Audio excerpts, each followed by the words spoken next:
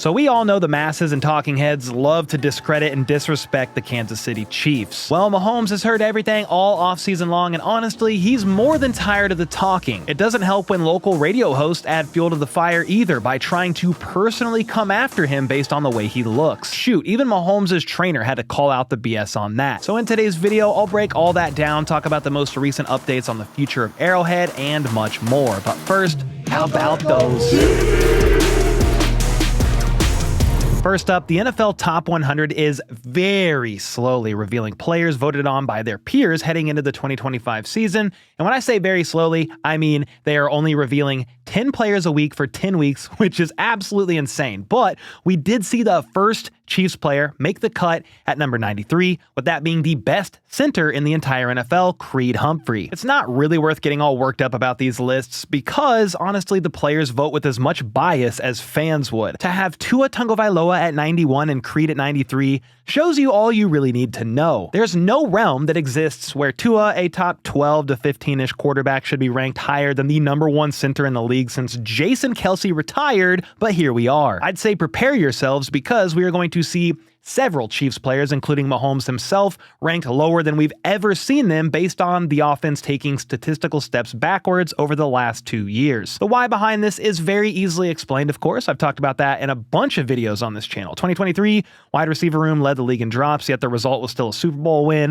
2024, basically no left tackle. 4 of them tried. Rashee Rice, Hollywood Brown, Isaiah Pacheco, Jalen Watson were all out for the season or most of it, and even when they were able to return, they weren't quite right. The same goes for Charles Omenihu, who returned from that torn ACL and wasn't even himself out there on the football field. Well, this led to a very stressful 15-win season. And I know that sounds spoiled. Cole, how can you say stressful when they won 15 games and only lost 2? Well, 12 of those games were one-score games. Sure, luck fell their way to help with the W during some of them, but the only reason games were so close in the first place is because the injury luck did not fall their way during the season. The offense was quote-unquote mediocre by most metrics, more middle of the pack, top 10-ish. They were third best on third downs, but outside of that, that was really it. So that's definitely subpar for an offense quarterbacked by Patrick Mahomes, but all those injuries combined with no left tackle, and they still made it to the Super Bowl, their third in a row, I might add. That is honestly insane. Anyway, Mahomes himself said at the end of the day, he knows the top 100 is a year-to-year thing, and with all due respect, he doesn't really care where he's at on that list. He just wants to go out there and try to win more Super Bowls. He said that in an interview with Kay Adams that dropped today, by the way. The whole interview is in the description down below. Listen to it if you have the time. Absolutely fantastic, but some of the biggest takeaways was what he just mentioned there about top 100. He also just wants to go out there and try to win more Super Bowls. That is all that matters to him. And that's the exact same mindset as Travis Kelce, who basically said on Bussin' with the Boys podcast last week that the only thing he cares about is chasing Super Bowl rings. None of the other stats or records matter, whether it's in the regular season or the playoffs. They've had a lot of success as a team too, being in the midst of an active dynasty, and that comes with a lot of hate or disrespect online and by talking heads. Hating on the Chiefs is the easy, popular thing to do nowadays. There's really no doubt about it. Discount them, discredit them, blame the refs, all of it. People are just sick of the same team finding so much success year in and year out.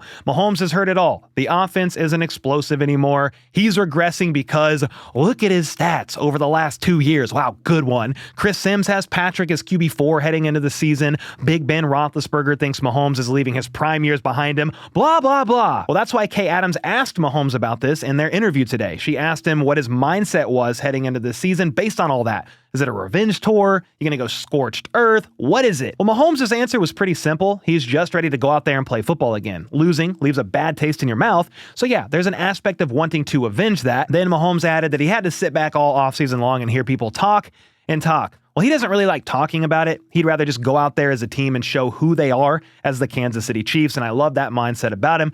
No need to trash talk, no need to address anything. Just show up and show out on the football field. It's like last offseason when Raiders 7th-round rookie Trey Taylor mocked Mahomes with the Kermit puppet during one of their training camp practices. It was afterwards a fan handed him the puppet, and he was just mocking him saying, "I'm here." Well, that of course went viral, and so Mahomes was asked about it, and he said something to the effect of, yeah, it's the offseason, so stuff like that happens. However, it'll get handled when it gets handled. Well, the Chiefs did end up handling both games against Vegas last season. The first game looked close with a final score of 27-20. Chiefs won by 7. However, it was actually 27-13 with 5 minutes left to go in the game, and Minshew did manage to lead them down the field and score a touchdown, but it was already over.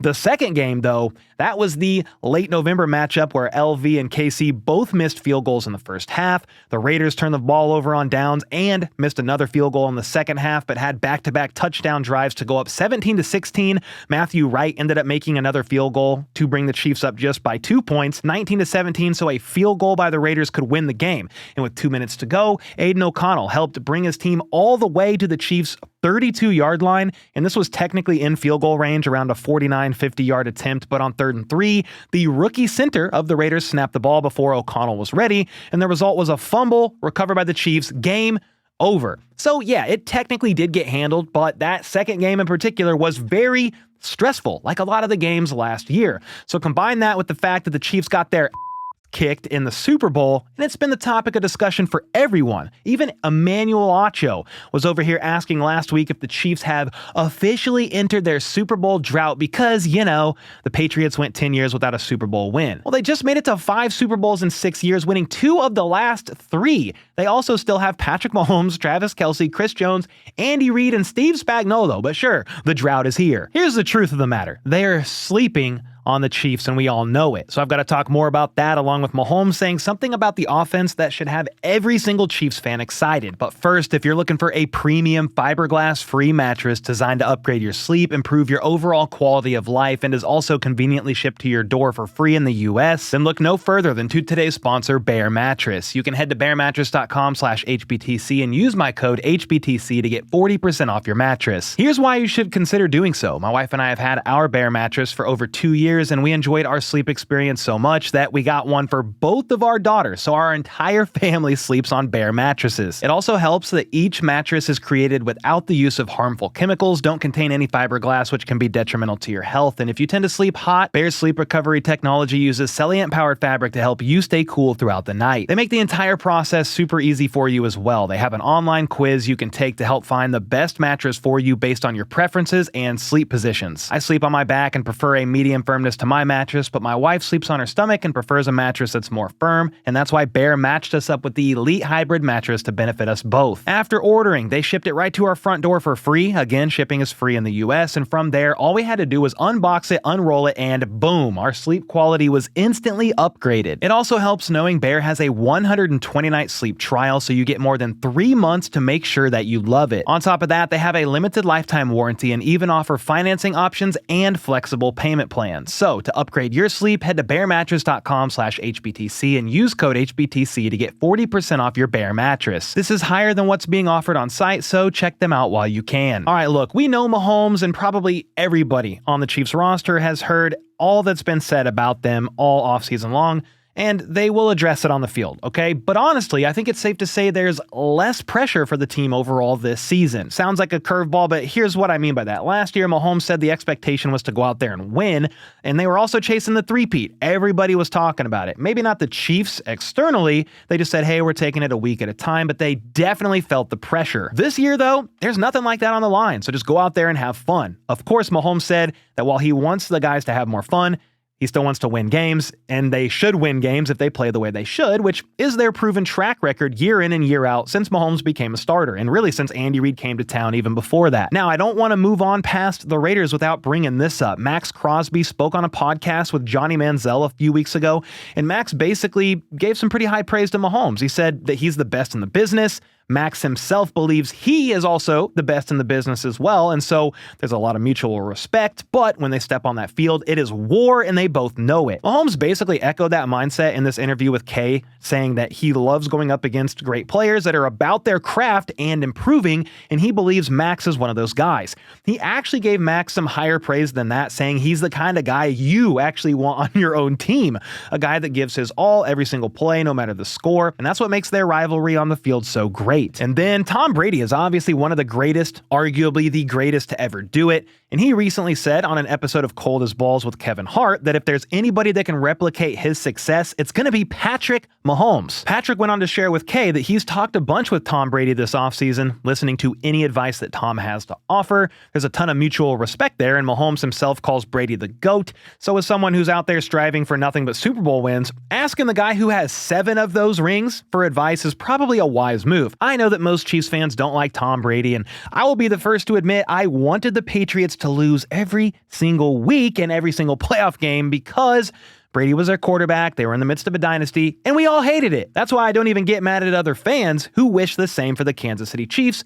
It's expected and comes with the territory. Something that Mahomes expects this year, though, is to have arguably the deepest wide receiver room of his career.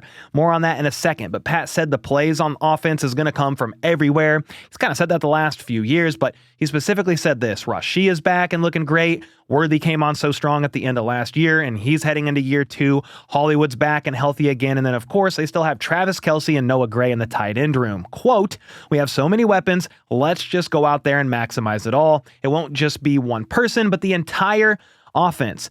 Kay then asked Patrick if he thinks this is the deepest wide receiver room he's had in his career, and he did say yeah. There's so much talent in that room that he could see 8 or 9 guys making the roster. Of course, he added that it's hard to say that when over the years he also had Tyreek Hill and Travis Kelce both on the team in their prime, but he really loves how the wide receiver room is looking as they head to training camp. I will push back slightly on what Mahomes said there because he doesn't put people on his team down ever. He always speaks highly of position groups when asked about them, but when you look at the roster, it's hard to not get excited about the wide receiver room. Rice, Worthy, Hollywood, Juju, Nico, and then they drafted Jalen Royals in the 4th round. They, of course, have several others fighting for the last spot or two, Tyquan Thornton, Jason Brownlee, Justin Ross, and yes, even Sky Moore. The honest answer here is if Rice isn't suspended in 2026 and then the trio of Worthy, Rice, and Hollywood hold up from a health standpoint, that combined with Travis Kelce is definitely a very solid pass catcher room. Now, the start of the season is going to be pretty tough. They play the Chargers in Brazil, and then it's immediately a Super Bowl rematch against the Eagles week 2. 2 weeks after that is the Ravens, and if you look at the schedule here, specifically in the first half, the list goes on. There's a lot of talented teams. Well, Mahomes was asked about that week 2 game in particular, and he said there's a little bit of history there between the two teams, each being 1-1 in the Super Bowl against each other over the last 3 years. And he said, quote, "Obviously they got after us this Super Bowl, so it'll be a great challenge for us to see where we're at. A week 2 regular season win would obviously do nothing to avenge a Super Bowl blowout, but I would definitely like to see that game end in a W. We've talked a lot here on this channel that a big issue with the Chiefs was injuries in that O-line in particular, and that obviously reared its head in the Super Bowl when you played a team that is as talented as the Eagles were, position group by position group by position group, especially in the trenches." Kelce said himself that the Eagles set the pace controlling the line of scrimmage, and that was a huge part of their success. Well, week 2, there's most likely going to be very little injuries by that point, and so it's on like Donkey Kong. That's going to be one of my favorite games of the season, as it's always fun to go against the best of the best. It makes for fantastic television, and it's safe to say the masses will definitely be tuning in for that one, with most of them probably hoping that the Chiefs lose. Now, before I get into a little bit of an update regarding the future of where the Chiefs could be playing in this Kansas-Missouri battle, I did want to talk about a radio host in the area that is not popular for reasons like this, Kevin Keitzman. He saw a recent photo of Patrick Mahomes over the 4th of July with a little bit of a dad bod going on. Said he's fat. He's an embarrassment. I went and listened to the whole segment here, so this is just a summary of what was said, but he's being serious, saying that Mahomes doesn't take care of his body, he eats too much fast food, and he's not impressed.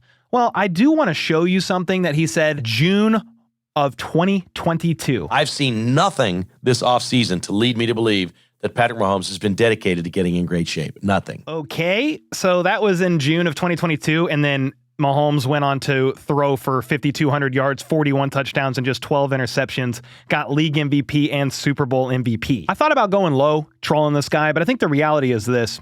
The whole bit, the whole segment is completely unnecessary to try to talk trash, talk down on Patrick Mahomes. You're a local KC media radio guy. Why do that when he's been successful nearly year in and year out, one of the best to ever do it, and could probably retire today and go down top 5 all-time quarterback to ever play the game? what are we actually doing here? Well, this of course kicked up a bit of a hornet's nest, and Mahomes' trainer, Bobby Stroop himself, found it. Said, I have a few questions for you. When has Patrick Mahomes ever appeared to be tired in a game? When did he not have the physical ability to make a play in a long drive? And when have you seen us train? When have you seen him eat? What do you know about his regimen? Well, the answer is absolutely nothing. Kevin Keitzman himself did actually respond to Bobby Stroop, and I want to talk about a couple things that he said here. He said he's been doing this for 40 years, okay? And he's seen the greats, and when they get into their 30s, it gets harder. Well, he said Tom Brady was a better athlete in his 30s than his 20s. Not even close how much more he cared. I mean, Patrick Mahomes is still 29, hasn't even hit his 30s. He's on the outside looking in just like us. He don't know. He then says, ask Mahomes if he thinks he's done improving as a quarterback. Well, Mahomes himself would say, no, I'm not. I'm always striving to get better, always going back to the fundamentals, always trying to elevate my game. That's why he's literally asking Tom Brady for advice this offseason. And this is how he ends his response. He says, it's just a matter of time until Mahomes gets serious. Why wait? There's obviously a lot wrong with this response because I'm not really sure who takes the game more serious than Patrick Mahomes. At the end of the day, we don't care about what this guy says, but I promise you, people like Bobby Stroop, that's Mahomes' trainer, they see this. Mahomes sees it. He's been saying all this stuff he's been seeing all offseason long, and then you've got local KC radio guys only adding fuel to the fire. I mean, he's acting like Mahomes looks like this. What are we talking about? At the end of the day, I'm going to trust that Mahomes and Bobby Stroop know how to handle his training regimen, and you really do want to protect your core, your stability. It's not always about six-pack abs if you're a quarterback. It's can you take a hit from somebody like Max Crosby, somebody like Myles Garrett, somebody like Joey Bosa. Can you absorb a hit? It's not always about having six-pack abs. I don't want to talk about it anymore, but I was extremely disappointed to see that take place and be said once again by somebody local to the Kansas City area that should be building these teams and players up, especially given all the success that they've had since 2018. Anyway, moving on, we have a bit of an update on the Kansas-Missouri battle for the Chiefs, essentially, because the star bonds that Kansas was using to lure the Chiefs, potentially lure the Chiefs over to their side of the border, offering to pay up to 70% of a stadium project, that got renewed today. It was set to expire at the end of June. And according to John Holt, it got renewed for a year, extended for a year. But they want the deal to be done by the end of 2025. And from there, Chiefs team president Mark Donovan told Sam McDowell of the KC Star this: we're making great progress in both Missouri and Kansas toward a stadium decision. He spoke with Missouri Governor Mike Kehoe today. Donovan then told Sam, if the Chiefs elect a renovated Arrowhead, a Jackson County vote would be more likely to occur next April than this November. So with Kansas setting a deadline of the end of the year, but Missouri, based on what they've offered with their stadium incentive package, might have to have the public of Jackson County vote on it next April, that's going to be very interesting indeed. The Chiefs have said themselves they want this decided as soon as humanly possible. What will actually come from this? What will actually happen at this point in time? Your guess is as good as mine, but both sides of the state line are trying their damnedest to try to get the Chiefs to either stay on their side of the state line or go over there because of all the positives either a stadium staying or being built would bring to that area's economy, a big money generator, no doubt about it. Let me know your thoughts on all this in the comments down below, from what's being said even from local radio hosts about Mahomes attacking his looks over a boat photo, to where you think the future of the Chiefs could actually end up going once all is said and done and the dust actually settles and a decision is made. Let me know all that in the comments down below. And until next time, let's go. Let's freaking go. How about those?